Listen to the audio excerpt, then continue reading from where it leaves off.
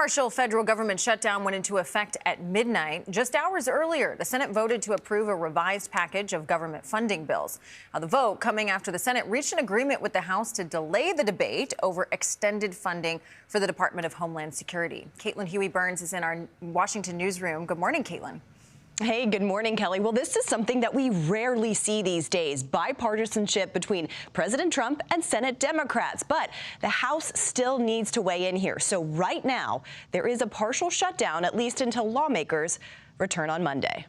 It was a Friday night breakthrough. The yeas are 71, the nays are 29. The bill, as amended, has passed. Just hours before the deadline, the Senate passed 5 bills to ensure most of the government is funded through September.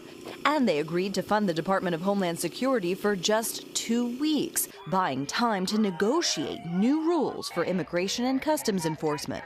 The consequences of last year's 43-day shutdown, the longest in American history, loomed large, and something the president said he hoped to avoid. So we'll work in a very bipartisan way, I believe, not to have a shutdown. We don't want a shutdown. The funding deal was considered a win for Democrats, who, after the killing of Alex Preddy by a federal agent in Minneapolis last Saturday, pledged to block long-term funding for DHS unless reforms are put in place. I want my Republican colleagues to listen closely.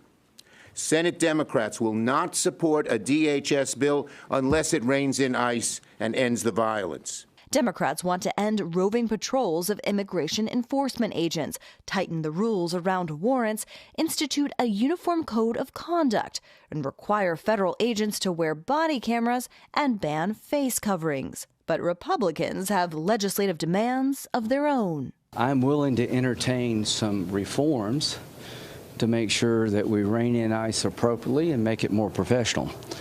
But the cancer that we're dealing with is sanctuary city policy.